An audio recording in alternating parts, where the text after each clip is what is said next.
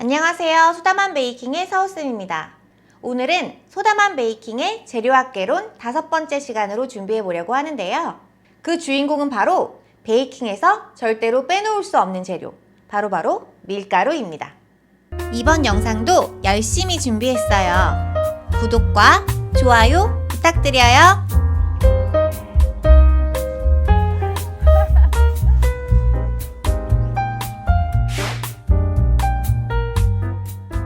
밀가루는 말 그대로 밀을 분쇄해서 가루로 만들어낸 재료인데요. 조금 정확하게는 통밀을 갈아서 만든 가루를 통밀가루라고 하고요. 우리가 베이킹에서 자주 사용하는 밀가루는 밀의 껍질과 밀의 싹이 트는 배아 부분을 제거하고 남은 배유 부분을 갈아서 만든 가루라고 보시는 게 더욱 정확한 설명이 될 것 같아요. 밀가루의 주된 성분은 탄수화물과 단백질인데요. 탄수화물은 전분, 단백질은 글루텐이라는 성분이에요. 밀가루는 전분이 70%나 되는 재료지만 다른 전분들과의 가장 큰 차이점이 바로 글루텐이라는 성분을 가지고 있다는 점인데요. 이 글루텐은 밀가루만이 가지고 있는 아주 특별한 성분이에요. 그럼 이 밀가루를 잘 이해하려면 이 글루텐이 무엇인지 먼저 잘 알아봐야겠죠. 제가 지난번 영상에서 달걀, 노른자, 흰자로 마들렌을 만들어보고 그 모양과 식감의 차이점을 알아보는 실험을 한번 했었는데요. 그 결과물이 단순히 달걀 비교가 아니라 글루텐에 대해서 설명을 안 할 수가 없었던 결과가 나왔었기 때문에 본의 아니게 글루텐에 대해서 조금 설명을 드렸었어요. 오늘은 그 내용을 조금 더 자세하게 설명을 해드릴게요. 글루텐은 밀가루의 단백질 성분인데요. 이 글루텐은 날 밀가루에서는 그 성질이 나타나지 않고 수분을 만나면서 쭉쭉 늘어나는 탄력을 가지기 시작하고 거기에 반죽을 치대면 치댈수록 그 탄력이 더욱 강해지는 성질을 가지고 있어요.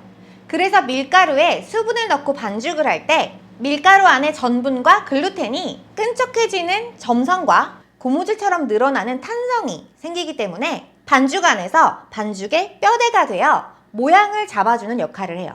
이 글루텐은 만들고자 하는 제품에 따라서 그 글루텐 양이 많으면 잘 나오는 제품이 있을 거고 적어야지만 잘 나오는 제품이 있겠죠. 대표적으로 이스트나 효모를 넣고 발효시켜서 만드는 빵은 반죽 안에 글루텐이 많아야 발효를 할 때 나오는 가스를 잘 가두고 잘 늘어날 수 있기 때문에 훨씬 볼륨감 있고 부드러운 제품을 만들 수 있는 거고요. 구운 과자나 쿠키 같은 제품을 만들 때는 글루텐이 너무 많으면 반죽의 탄성이 강해져서 오히려 부풀지 못하고 딱딱한 제품이 되는 거예요. 왜 지난번에 실험했던 마들렌에서도 글루텐이 너무 많이 생겨서 잘 부풀지 못한 흰자 마들렌을 확인할 수 있었잖아요. 그래서 본인이 만들고자 하는 제품의 종류 그리고 원하는 식감과 질감에 따라서 알맞은 밀가루의 종류를 선택해서 만들 수 있어야 되겠죠? 자, 그럼 알맞은 밀가루를 선택하기 위해서 밀가루의 종류를 한번 알아볼게요. 밀가루의 종류. 우리나라에서는 밀가루를 강력분, 중력분, 박력분으로 분류하고 있는데요. 이건 밀가루의 단백질의 함량, 그러니까 글루텐의 함량으로 구분되어진 거예요. 강력분은 글루텐이 강하다 해서 강력분이고요. 중력분은 중간 해서 중력분, 그리고 박력분은 약할 박자를 써서 글루텐이 약하다 해서 박력분이라고 이름 지어진 거고요. 그래서 강력분, 중력분, 박력분은 각각 가지고 있는 단백질의 함량이 다른데요. 11에서 13% 정도의 단백질을 가지고 있는 것을 강력분, 9에서 10%를 중력분, 6에서 8% 정도의 단백질을 가지고 있는 밀가루를 박력분이라고 분류하고 있어요. 이 밀가루의 단백질 함량이 다른 이유는 밀가루를 만드는 밀의 종류가 다르기 때문인데요. 강력분은 단백질 함량을 많이 가지고 있는 경질밀을 가지고 만들고 박력분은 단백질 함량이 적은 연질밀을 가지고 만들어요. 우리가 파이 반죽을 밀 때나 빵을 성형할 때 덧가루를 많이 사용하는데요. 이때 덧가루로는 강력분을 사용하는 것이 좋다고 제가 영상에서도 몇 번 말씀드린 적이 있어요. 그 이유는 강력분을 만드는 경질밀이 껍데기가 굉장히 단단하기 때문에 단단한 껍데기를 곱게 갈아내기가 힘들어서 입자가 거칠고, 그래서 잘 뭉쳐지지 않고 잘 펼쳐지고 반죽에도 잘 흡수가 되지 않기 때문이에요. 반면에 박력분은 껍데기가 연한 연질밀로 만들기 때문에 입자가 굉장히 곱고, 그래서 이렇게 뭉쳤을 때 잘 뭉쳐지고 입자끼리 잘 달라붙어요. 중력분은 이 경질밀과 연질밀로 만든 밀가루를 적절하게 단백질 함량에 따라서 섞어서 만든 거라고 하네요. 밀가루 종류마다 밀의 종류가 다르다는 것도 굉장히 재밌는 사실이죠. 그리고 우리나라에서는 밀가루의 회분 함량에 따라서 밀가루의 등급이 1등급에서 3등급 정도로 나누어지게 되는데요.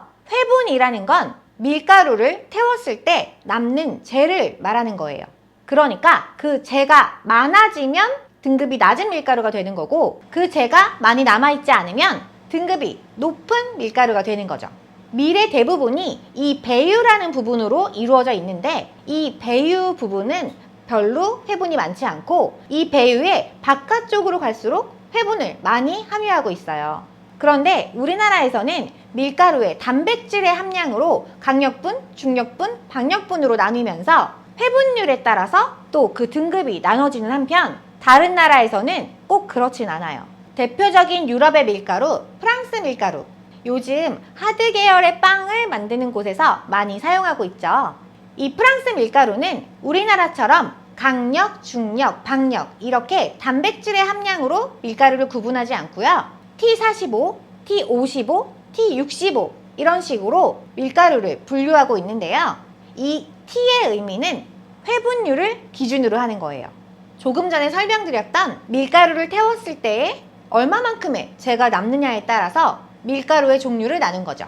10kg의 밀가루를 태웠을 때 남는 회분의 양이 45g이면 T45, 55g이면 T55, 65g이면 T65, T80, T130, T150 뭐 이런 종류의 밀가루들도 있고요. T150 정도가 거의 통밀 100%라고 하네요.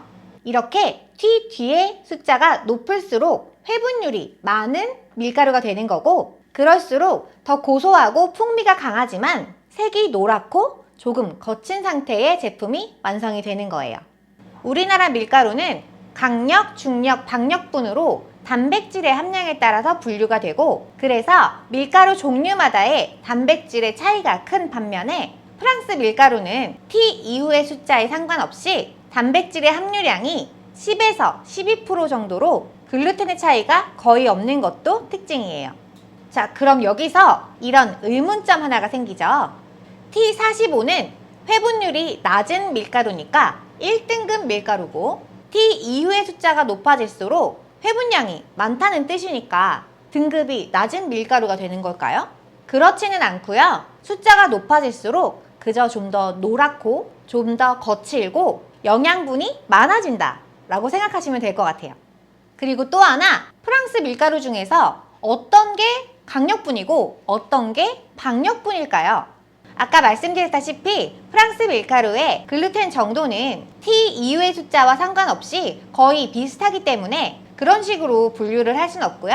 하얗고 보드라운 제품을 만들고 싶을 때는 T 이후의 숫자가 낮은 것, 그리고 조금 더 거칠고 풍미 있는 제품을 만들고 싶을 때는 숫자가 높은 밀가루를 사용하면 된다라고 이해하시면 될 것 같아요. 밀가루의 글루텐에 대해서 조금 더 덧붙여 보자면, 반죽을 할 때 물과 밀가루만 가지고 반죽하는 게 아니고 여러 가지 부재료들이 같이 들어가게 되잖아요. 이때 물이 아닌 다른 재료들은 이 글루텐에 어떤 영향을 끼치는지 알아볼게요. 소금은 대표적으로 글루텐의 그물 구조를 촘촘하게 만들고 점탄성을 강하게 만들어주는 재료고요. 반대로 설탕은 반죽 안에 수분을 먼저 흡수해버리기 때문에 밀가루에 전달되는 수분의 함량을 낮춰줘서 글루텐의 형성을 억제하는 재료예요. 식초 역시 글루텐의 어떤 성분을 녹여서 조금 더 연화된 글루텐으로 만들기 때문에 반죽이 수축하기 쉬운 파이 반죽에 식초를 조금 넣어서 반죽을 하면 조금 더 밀어 펴기 쉽고 수축이 덜 일어나는 파이 반죽으로 완성할 수 있어요. 그리고 버터 같은 유지는 밀가루를 코팅해버려서 수분 흡수를 방해하기 때문에 글루텐의 형성을 억제하는 재료입니다. 자, 이제 밀가루의 종류와 글루텐에 대해서 조금 이해가 되셨나요? 밀가루의 호화. 밀가루의 가장 큰 특징은 글루텐이지만 밀가루의 70%를 차지하고 있는 전분의 호화도 베이킹에서 굉장히 중요한 역할을 하는데요. 조금 어렵지만 전분의 호화에 대해서도 살짝 알아보도록 할까요? 밀가루는 생으로는 먹을 수 없는 재료인데요. 생으로 먹으면 밀가루 안의 전분이 우리 체내에서 소화가 되지 않는다고 해요. 그래서 수분과 함께 반죽을 해서 구워내는 과정을 통해서 전분을 호화시켜서 소화가 되는 제품으로 완성을 하게 되는데요. 예를 들면 케이크 반죽을 할 때 달걀이나 우유 같은 수분과 밀가루 그리고 다른 재료들을 함께 섞어서 오븐에 넣으면 뜨거운 오븐 안에서 케이크 반죽 안에서는 호화라는 현상이 일어나게 돼요. 이 호화라는 것은 물과 함께 섞인 밀가루의 전분이 뜨거운 열에 의해서 온도가 올라가면서 전분의 물이 더 많이 흡수하게 되고 더욱더 끈끈한 점성이 생기게 되는 것인데요. 이 호화 때문에 폭신한 식감을 가진 제품을 완성할 수 있게 되는 거예요. 호화된 전분은 시간이 지날수록 점점 딱딱하고 뻣뻣하게 변하게 되는데요. 그건 바로 호화된 전분이 시간이 지나면 수분을 뱉어내기 때문이에요. 그게 바로 호화된 전분이 노화되었다고 하는데요. 그래서 가꾼 빵이나 케이크는 보들보들한 반면에 하루 이틀 지나갈수록 제품이 좀 단단하고 뻣뻣한 식감으로 변하게 되는 거예요. 근데 이 전분의 노화를 늦출 수 있는 재료가 있는데요. 그게 바로 설탕이에요. 설탕은 수분을 흡수하고 그 수분을 잡고 놓지 않으려고 하는 성질이 있는데요. 그래서 호화된 전분 속의 수분을 놓지 않으려고 하기 때문에 호화가 더 오래 유지되고 같은 말로 전분의 노화가 늦춰지게 되는 거죠. 예를 들면 밀가루, 물, 소금, 이스트만으로 반죽한 바게트는 당일에만 먹었을 때 좀 맛있고 다음날 되면 굉장히 뻣뻣해지잖아요. 그런데 설탕이 많이 들어간 식빵 같은 경우에는 그 다음날도 조금 뻣뻣함이 느껴지긴 하지만 그래도 먹을만은 하죠. 이게 바로 설탕이 식빵 안에서 전분의 노화를 늦춰졌기 때문에 수분감이 있는 촉촉한 상태로 유지할 수 있기 때문이에요. 설탕량이 더욱 많이 들어가는 제과류는 그래서 전분의 노화가 조금 더딜 거고 좀 더 오랫동안 촉촉한 상태로 유지할 수 있는 거고요. 전분의 노화가 가장 빠르게 일어나는 온도가 바로 0도에서 5도 정도의 온도인데요. 생각해 보시면 바로 냉장고의 온도죠. 그래서 빵은 절대로 냉장 보관을 하면 안 된다라는 이유예요. 냉장하면 정말 되게 금방 뻣뻣해지거든요. 그래서 크림이 들어가지 않는 제과류들도 22도 정도의 실온에서 보관하는 것이 가장 오랫동안 맛있게 촉촉한 상태로 먹을 수 있는 보관 방법이에요.